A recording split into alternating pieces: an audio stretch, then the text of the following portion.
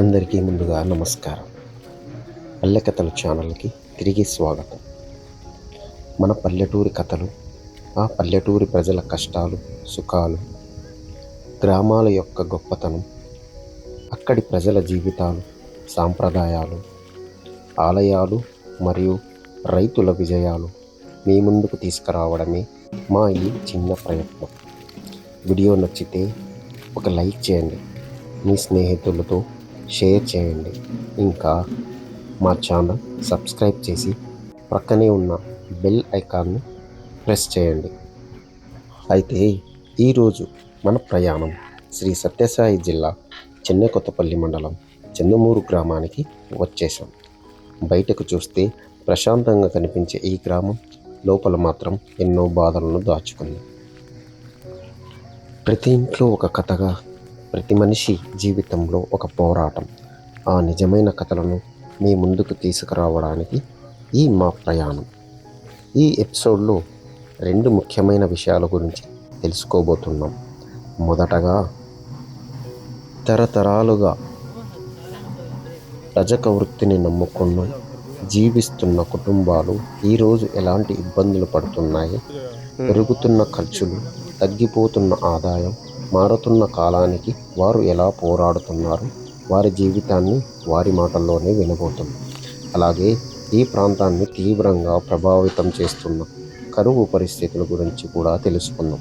వర్షాలు లేకపోవడం వల్ల రైతులు పంటలు ఎండిపోతున్నాయి, బోర్లు ఎండిపోవడంతో వాళ్ళు ఎలాంటి ఇబ్బందులు ఎదుర్కొంటున్నారు, రైతు మనసులో దాగి ఉన్న ఆవేదనను కూడా మీకు చూపించబోతున్నాం.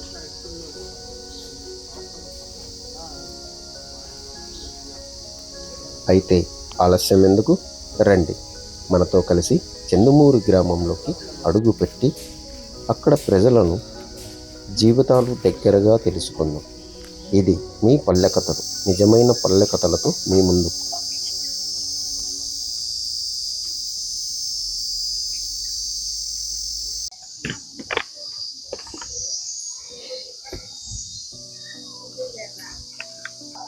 మీ పేరన్న?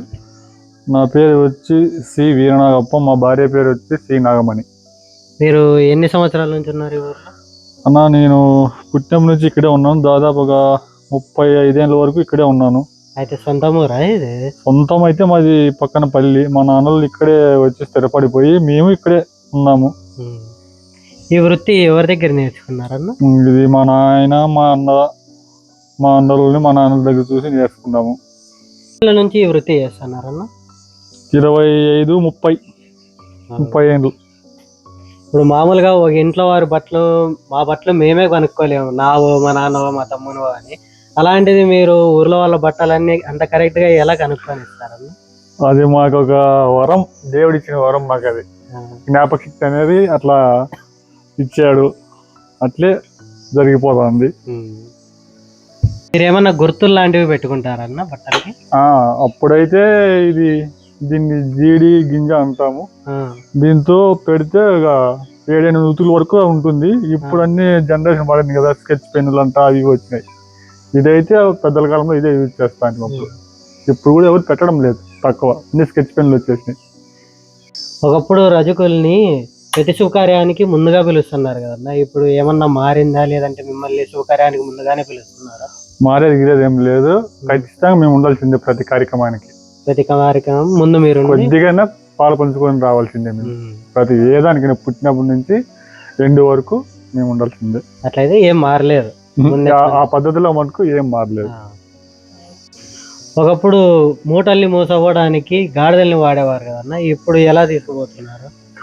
ఒకప్పుడు అయితే ఏ సౌకర్యం లేదు కాబట్టి గాడిదల్ని నమ్ముకొని ప్రతి పనికి దానినే తోలుకొని పోతా అంటే.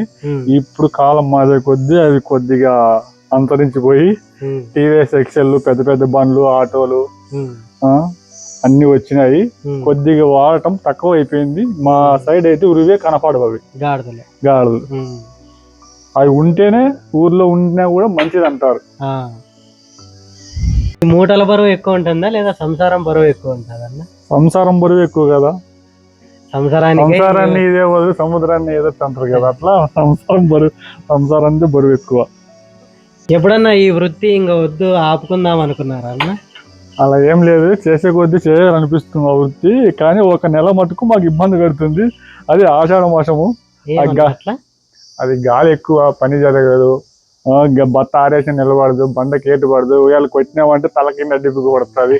ఆ నెల ఒకటి మాకు చాలా ఇబ్బంది పడుతుంది. వద్దు స్వామి పని ఆ నెల ఒక్కటి వద్దు అనిపిస్తుంది. మీ పిల్లల్ని చదివిస్తున్నారు కదా, మీ పిల్లలు ఎప్పుడైనా అన్నారా ఇంకా ఈ పని వద్దులేనన్నా ఆపేయి అని? అంటారు, మేమైతే వదలము. మా పిల్లలు కూడా పని నేర్చుకొని వదులుకోనరా, మన పని ఎప్పటికైనా కూడా తిండి పెడుతుంది. మన పని నేర్చుకున్న తర్వాత వేరే పనికి పోయి బతుకునే, ఆడ తప్పోయి ఆడ ఒకవేళ బతకలేకున్నా కూడా మన పని చేసుకొని బతకచ్చు అని చెప్పినాం. ఫస్ట్ మన పని తర్వాత చదువుకొని బాగా జాబులు తెచ్చుకొని. మీరేం చేయొద్దండి ఆ పని, చెప్పేది మేము. నేర్చుకొని ఉపయోగపడుతుంది మీకు అని చెప్పడం జరిగింది అంతే. మీరు ఎప్పుడు నీటి వద్దే ఉంటారు కదా, మీకు చర్మ సమస్యలు అలాంటివి ఏమి రావా అన్న? ఏ సమస్యలు రావు, ఆ గంగమ్మ తల్లి మమ్మల్ని చల్లగా చూస్తుంది. ఇప్పటి వరకు అయితే ఏమి లేవు. మీరు బట్టలు ఇంత తెల్లగా ఉతకడానికి గల రహస్యం ఏమన్నా? ఇప్పుడైతే అన్ని మందులన్నీ చాలా వచ్చినాయి, నానా రకాలు వచ్చినాయి. ప్లాస్టిక్ సోడా, బ్లీచింగ్, సర్ఫ్, సబ్బులు, ఇంకా కొత్తగా ఇప్పుడు ఆయిల్ అని వచ్చింది, అది నానా రకాలు వచ్చినాయి. ఇప్పుడు ఇంత ముందు అయితే ఏమి లేదు, సౌడు సున్నం వేసి ఉతుకుతారు మా పెద్దల కాలం. అప్పుడు బట్టలు వేరు, ఇప్పుడు బట్టలు వేరు. ఈ పనిలో అత్యంత కష్టమైనది ఏమన్నా? మనసుకి ఇష్టమైనది ఏ పని కష్టం కాదు. పల్లెకథల సబ్స్క్రైబర్స్ కి మీరు ఏమన్నా చెప్పాలనుకుంటున్నారా అన్న? చూశాను, పల్లె కథల వీడియోలు యూట్యూబ్ లో చూశాను, చాలా మంచిగా తీస్తున్నారు. తన ఊర్లోకి వెళ్ళి కొంతమందిని, గ్రామస్తులని, ఆ ఊరు కట్టుబాట్లు, విశేషాలు, వాళ్ళ ఊర్లో పండించే పంట పొలాలు ఎట్లుంది, రేటు విధానము అవన్నీ కనుక్కొని, ఊరి గ్రామస్తులు, దేవతలు, ఆ పురాణాలు అన్ని కనుక్కొని మంచిగా తీస్తున్నారు పల్లె కథలు. ప్లీజ్ సబ్స్క్రైబ్ చేయండి, ఇలాంటి వాళ్ళకి సపోర్ట్ చేయండి. Okay, thank you.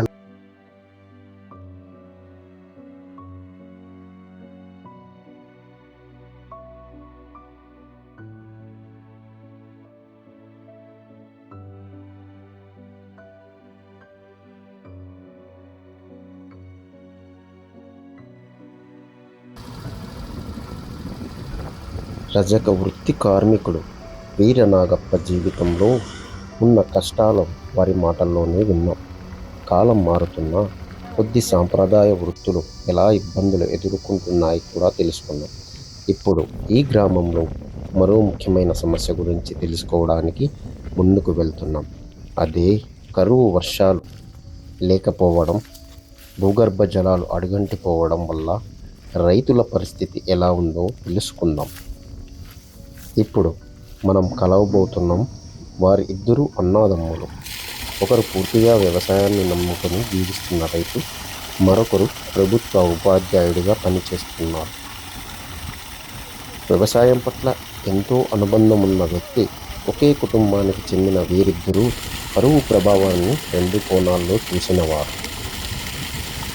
ఒక రైతు కళ్ళల్లో కనిపించే బాధ ఏంటి, పంటలు ఎండిపోతే కుటుంబ పరిస్థితి ఎలా మారుతుంది, బోర్లు ఎండిపోతే రైతు సమస్యలు ఎలాంటి ఆందోళన ఉంటుంది, మరోవైపు ఒక ఉపాధ్యాయుడిగా గ్రామంలో జరుగుతున్న మార్పులను ఆయన ఎలా చూస్తున్నారు. ఈ ప్రశ్నలన్నిటికీ వారి మాటల్లోనే సమాధానం తెలుసుకుందాం.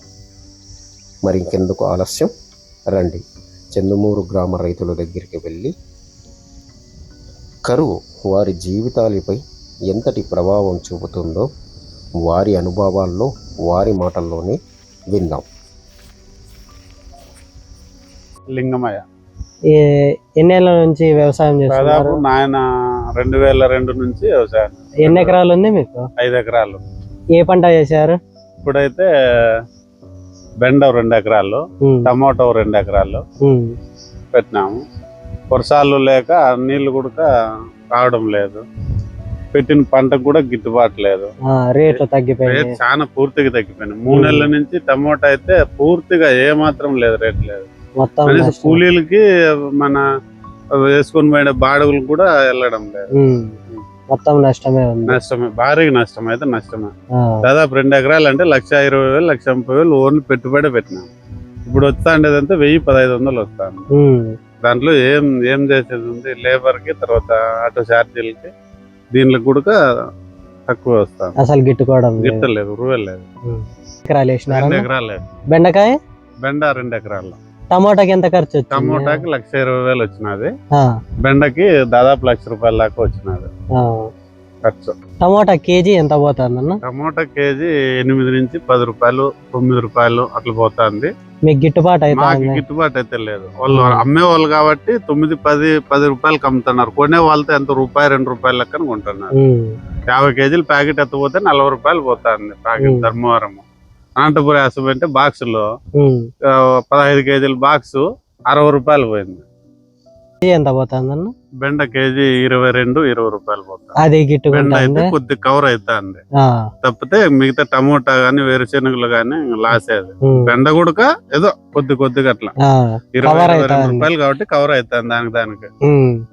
మీరు ముందు కూడా ఇవే పంటేనా వేసిన, లేదంటే ఈసారి ఈ పంట? ముందు వేరుశెనగ వరిమడి ఉండింది. అది గిట్టుకుంటా. ఈసారి వర్షాభావం తక్కువ ఉన్నాయని శాస్త్రవేత్తలు వీళ్ళు చెప్పడంతో దీంట్లోకి వచ్చినా కూడా ఇప్పటికే బోర్లో నీళ్ళు అడుగంటి పోయినాయి. గుంపులు కొడతాయి, కొంచెం వస్తాయి కొంచెం పోతాయి. అదే చూసాం కదా. వ్యవస్థలోనూ లేదంటే ఒరిజినల్ మార్కెట్ లోను ఈ రకంగా అయితే రైతులకైతే ఎటువంటిది దీంట్లో వర్కౌట్ అయినాడు అనే విషయం అయితే లేదు. ఏ రైతు కూడా లేదు నాకు తెలిసి. గత 22-23 ఏళ్ళు అవుతుంది మేము ఇదే పనిలో ఉండబట్టి. ఎక్కడ కూడా లేదు. ఏమంటే పొలాలు పెట్టుకొని బిల్లు పెడితే ఎవరైనా చూస్తే బాగుండదు కాబట్టి పొలాలు పెట్టాల్సింది అంతే తప్పితే ఏదో పెట్టాలంటే పెట్టాలా. ఏరే కూలి పోలేము కాబట్టి మన పని చేసుకున్నట్లు ఉంటది కదా అనే ఉద్దేశంతో పొలాలు పెట్టుకోవాల్సింది అంతే. ఎప్పుడన్నా ఇప్పుడు నష్టం వస్తుంది కదన్నా, ఇంకా ఈ వ్యవసాయం వద్దు అని ఎప్పుడన్నా అనిపించిందా మీకు? నష్టం వచ్చినా లాభం వచ్చినా వ్యవసాయం అయితే విడిచిపెట్టి వేరే పని లేకపోయేటట్టుగా లేదు. ఎందుకంటే మనకు భూములు ఉన్నాయి. తర్వాత మనం నాయనోళ్ళు తాతోళ్ళ నుంచి కూడా ఇదే వ్యవసాయంలో బతికిన వాళ్ళు. ఈరోజు మనం ఇప్పుడు ఏది ఇంకోటి పోయేటట్టుగా లేదు. అది నష్టం రాని లాభం రాని ఇక్కడే ఉండి దీన్నే చేయాలనేది మన అభిప్రాయం. ఎందుకంటే వాళ్ళ నాయనోళ్ళు బాగా పొలాలు పెట్టుకుంటారు, వీళ్ళు పెట్టలేదంట.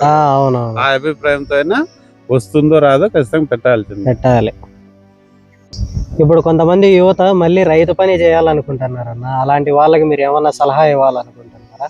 సలహా అంటే వ్యవసాయం అనేది నీళ్లు ఉండాలి. ఫస్ట్ నీళ్లు ఉండాలా, తర్వాత ఆర్థికంగా కూడా ఉండాలా. వ్యవసాయంలోకి రావాలంటే వ్యవసాయంలోకి వచ్చిన ప్రతి ఒక్కరు నష్టపోవడమే తప్పితే వేరేది లేదు. కానీ వాళ్ళకి వేరే ఆలోచనలు ఉంటాయి కాబట్టి ఒకవేళ వ్యవసాయం చేయాలని కూడా తప్పు లేదు. కానీ ఆర్థికంగా కూడా ఉండగలిగితే వ్యవసాయంలో వర్కౌట్ అవుతుంది అనేది మన అభిప్రాయం.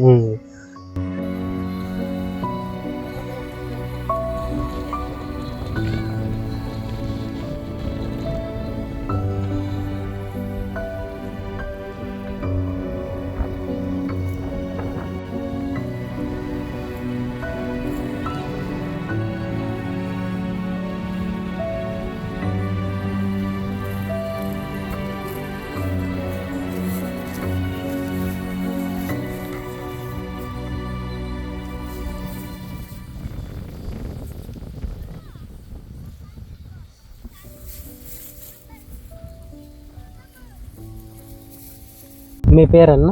రామకృష్ణ. అన్న మీకు ఏమవుతారు? తమ్ముడు అవుతారు. మీరేం వర్క్ చేస్తుంటారు? నేను గవర్నమెంట్ టీచర్ అయినా కానీ ఫార్మింగ్ చేస్తుంటారు. హాలిడేస్ లో వచ్చినప్పుడు అంటే మా తమ్మునికి ఎంత కొంత సాయం ఉన్నట్లు. యాక్చువల్ గా వ్యవసాయంలో ఎటువంటి పెట్టుబడులు ఎక్కువ ఉంటాయి, ఇన్కమ్ తక్కువ ఉంటది, ఖర్చులు ఎక్కువ కానీ ఆదాయం తక్కువ ఉంటుంది. లాస్ట్ టైం టమోటాలు 50 రూపాయలు బాక్స్. అనంతపురికి ఇక్కడి నుంచి తీసుకోవడానికి 40 రూపాయలు ఆటోకి అవుతుంది. అంటే బాక్స్ మీద 10 రూపాయలు మిగులుతుంది. రైతుకి పెట్టుబడి తప్ప ఆదాయం లేదు. ప్రభుత్వాలు కూడా ఎంతో కొంత సబ్సిడీ ఇస్తున్నాయి కాబట్టి అంత మాత్రం ఉంది. ఇంకా సబ్సిడీలు ఆ మాత్రం కూడా ఇకపోతే ఇంకా రైతు ఇంకా దిగాలు పరిచే. ఎక్కువ మంది రైతులు ఆత్మహత్యలు ఎందుకు చేసుకుంటారు అంటే ఇన్కమ్ ఎక్కువ ఉంటది, ఇన్కమ్ తక్కువ ఉంటది, పెట్టుబడి ఎక్కువ ఉంటది, కూలీ ఖర్చులు ఎక్కువ వస్తాయి, ఫర్టిలైజర్ ఖర్చులు ఎక్కువ వస్తాయి, వ్యవసాయపు పనిముట్ల కోసం పెట్టే ఖర్చులు ఎక్కువ ఉంటాయి. ఈ ఖర్చులు ఎక్కువ ఉంటాయి, ఆదాయం తక్కువ ఉంటది. ఎంతో కొంత మన వంతు వృతా భక్తిగా మన వంతు సాయంగా ఆ విధంగా హెల్ప్ చేస్తుంది. సేద్యం దేంతో చేస్తున్నారన్న? అంటే ప్రజెంట్ అయితే ట్రాక్టర్లతోనే, మిషనరీస్ ట్రాక్టర్ ఇట్లా వాడుతున్నాం. గతంలో ఎద్దుల సాయంతోను, తర్వాత బండ్ల సాయంతోను, పనిముట్లు మామూలుగా అవును. రైతు ఉపయోగించేటివే, అంటే ట్రాక్టర్ తో అనుబంధం లేకుండా ఉండేవి ఉపయోగించేవాళ్ళు. ఆ విధంగా ఉపయోగించడం వల్ల పెట్టుబడి తక్కువ వచ్చేది. ఇప్పుడు ఏముంది అంటే ప్రతి మందు కొట్టడానికి మిషనరీసే, వ్యవసాయం దున్నడానికి మిషనరీసే, ప్రతి ఏ పని చేయాలని కోత కోయడానికి కూడా మిషనరీసే. ఆ విధంగా ఉండడం వల్ల ఏమైతుంది అంటే మిషనరీస్ కి ఉపయోగించడం వల్ల ఎక్కువ ఖర్చు వస్తుంది. ఖర్చు రావడం వల్ల ఆదాయం తగ్గుతుంది. ఆర్గానిక్ బెస్టా, మిషనరీ బెస్టా అన్న? మామూలుగా రైతు అంటే నిదానం అవుతుంది అంతే, వేగం అవుతుంది దీంట్లో అయితే. కానీ పనిముట్లు ఉపయోగించడం వల్ల, ట్రాక్టర్ ఇట్లాంటి పనిముట్లు ఉపయోగించడం వల్ల స్పీడ్ అవుతుంది, కానీ ఆదాయం తక్కువ ఉంది కదా. వేగానికి తగ్గ ఆదాయం లేదు, సోర్స్ లేదు. సో దానివల్ల కాబట్టి మామూలుగా అయితే ఎద్దుల సాయంతో ఉపయోగించే వాటికి పెట్టుబడి చాలా తక్కువ ఉండేది. మాకు గతంలో తక్కువ పొలం అయినా కూడా ఎక్కువ ఆదాయం వచ్చేది. ఇప్పుడు 10-15 ఎకరాలు పెట్టినా కూడా అయిందంతా దానికే సరిపోతుంది, బాడుగులకే సరిపోతుంది. మిషనరీస్ రావడం మేలా లేదంటే అదేమన్నా? ఒక రకంగా చెప్పాలంటే మేలే, వేగవంతం అవుతుంది, అప్డేట్ అవుతున్న రైతు కాబట్టి అవసరమే. కానీ దానికి తగ్గటువంటి మార్కెట్ లేదు. ఎక్కువ ఏమైతుందంటే మార్కెట్ దళారుల చేతిలో ఉండడం వల్ల రైతుకి రావట్లేదు. వినియోగదారునికి అట్లా నష్టమే, రైతుకు నష్టమే. మధ్యలో ఎవరు లాభపడుతున్నారంటే దళారులు. గవర్నమెంట్ ఏం చేయాలంటే దళారీ వ్యవస్థని నిర్మూలించి డైరెక్ట్ గా, గతంలో రైతు బజార్లో ఉండేది, ఆ విధంగా ఆ సిస్టమ్ ఉంటే పర్లేదు. ఇప్పుడు లేదు, మధ్యలో ఉన్నటువంటి దళారులు లాభపడతారు తప్ప రైతులు వినియోగదారులు ఇద్దరు నష్టపోతారు. రైతు టు రైతు అయితే కొంచెం ప్రాఫిట్ ఉంటుంది. పశువులు ఎన్ని ఉన్నాయి? గతంలో అయితే 10-12 ఉండేటివి. ఇప్పుడు అంటే వ్యవసాయానికి వాడేటి వాళ్ళు. ఇప్పుడు ప్రజెంట్ ఓన్లీ పాల కోసం మాత్రమే వాడుతున్నాం. ఒక 4-5 దాకా ఉన్నాయి. వాటి నుంచి వచ్చేటువంటి ఎరువుని గతంలో అయితే ఏం చేశారంటే పొలాలకు వాడేవారు. ఇప్పుడు ఏమైందంటే రైతుల దగ్గర ఎద్దులు లేకపోవడం వల్ల, కేవలం పాల కోసమే పాడి ఉండడం వల్ల ఎరువు తగ్గుతుంది. ఆ ఎరువు తగ్గడం వల్ల పొలాలకు ఏమైతుందంటే ఫర్టిలైజర్ అంటే షాపుల నుంచి తీసుకురావడం వల్ల దానికి పెట్టుబడి ఎక్కువ అవుతుంది. తర్వాత కంటిన్యూస్ గా వాడడం వల్ల ఏమైతుందంటే నేల సారవంతం తగ్గిపోతుంది. సో ఎరువులు వాడడం వల్ల మనకి నేల సారవంతం తగ్గిపోతుంది, నేల యొక్క కెపాసిటీ తగ్గిపోతుంది. అదే మామూలుగా ఆవుల నుంచి వచ్చిన ఎరువుని వాడేటట్లుగా అయితే నేల సారవంతం అవుతుంది, ఎక్కువ కాలం పాటు మన్నికుంటుంది. ఫుడ్ కూడా బాగా కెమికల్ పొల్యూషన్ ఉండదు. ఫర్టిలైజర్ వాడడం వల్ల ఏదో రకంగా ఏమైతుంది, ఆ సీడ్స్ లో గానీ ఫ్రూట్స్ లో గానీ ఫర్టిలైజర్ మందులు వస్తాయి, కెమికల్స్ వస్తాయి. కాబట్టి మామూలుగా పాడి నుంచి వచ్చినటువంటి పశువుల నుంచి వచ్చే ఎరువు వాడడం వల్ల ఆరోగ్యానికి మంచిదే. ఫర్టిలైజర్ స్ప్రే చేయడం వల్ల, మందులు వాడడం వల్ల, ఎరువులు మొత్తం ఇప్పుడు ఏమైంది అంటే రైతు ప్రతిదీ కూడా దిగుబడి రావడం కోసం ఫర్టిలైజర్ పైన ఆధారపడుతున్నారు. తద్వారా ఏమైతే పెట్టుబడి ఎక్కువ అవుతుంది, ప్లస్ ఫుడ్ కూడా పొల్యూట్ అవుతుంది. గతంలో ప్రధానమంత్రి చరణ్ సింగ్ అనే వ్యక్తి ఉన్నారు. ఆయన అంటే జై జవాన్ కి ఎంత ప్రాధాన్యత, దేశ పరిరక్షణలో, దేశాన్ని అభివృద్ధి పథంలో నడిపించడం కానీ కాపాడడంలో కానీ, కిసాన్ లో జవాన్లు ఎలా ముఖ్య పాత్ర ఉంటుందో అలాగే రైతు దేశ అభివృద్ధిలో కూడా ముఖ్య పాత్ర వహిస్తాడనే ఉద్దేశంతో జై జవాన్ జై కిసాన్ అనే నినాదాన్ని ప్రధానమంత్రి చరణ్ సింగ్ గారు తీసుకొచ్చారు. అంటే దాని ప్రాముఖ్యం ఏమంటే రైతుకు కూడా ప్రాధాన్యత ఇవ్వాలి. ఎందుకు ఇవ్వాలి అంటే మన దేశమే మొత్తం మీద వ్యవసాయ ఆధారిత దేశం, 80% రైతులు ఉన్నటువంటి దేశం కాబట్టి మొత్తం ప్రాఫిట్ అంతా దాని మీద ఉంది. వినియోగదారులంతా రైతుల మీద ఆధారపడినారు. దేశం మొత్తం దేని మీద ఆధారపడింది అంటే రైతుల మీద ఆధారపడింది. కానీ ఏం చేస్తాను, ప్రభుత్వాలు ఎన్ని మారినా కూడా, రైతులకి సబ్సిడీ ఇస్తున్నా కూడా మధ్యలో దళారీ వ్యవస్థ ఉండడం వల్ల ఆ రైతు ప్లస్ వినియోగదారు ఇద్దరు నష్టపోతున్నారు. కాబట్టి ప్రభుత్వాలు దేని మీద దృష్టి పెట్టాలంటే ఆ దళారీ వ్యవస్థ నిర్మూలించే ప్రయత్నం చేస్తే రైతు బాగుపడతారు, వినియోగదారు కూడా లబ్ధి పొందుతారు. టీచింగ్ కదా సార్, మీకు టీచింగ్ లో ఎక్కువ హ్యాపీనెస్ ఉంటుందా లేదా ఫార్మింగ్ లో ఎక్కువ హ్యాపీనెస్ ఉంటుందా? యాక్చువల్ గా టీచింగ్ అనేది భావి భారత పౌరులను తీర్చిదిద్దేటువంటి ఒక పవిత్రమైన వృత్తి. అది చాలా ఇష్టం. పిల్లల్ని అంటే మనము డెవలప్ చేస్తే రకరకాల వృత్తుల్లో సెటిల్ అయిపోతారు. కాబట్టి పిల్లల్ని సెటిల్ చేయడం అనే వృత్తి చాలా పవిత్రమైనది. టీచింగ్ అనేది చాలా ఇష్టమైన. అట్ ది సేమ్ టైం మా ఫాదర్ నుంచి వ్యవసాయం ఉండడం వల్ల ఎప్పుడైతే మైండ్ స్ట్రెస్ అనిపించిందో, అలాంటప్పుడు ఆదివారాలు ఇట్లా సెలవులు వచ్చినప్పుడు వ్యవసాయం చేస్తుంటే ఆనందంగా అనిపిస్తుంది. చాలా ప్యాషన్, యాక్చువల్గా చాలా ఆనందంగా అనిపిస్తుంది. మైండ్ కూడా రిఫ్రెష్ అవుతుంది హాలిడేస్ లో ఇట్లా పని చేస్తుంటే. సో మీరు రెస్ట్ అయితే తీసుకోరు? దాదాపుగా ఖాళీగా ఉంటే పని చేస్తుంటాం.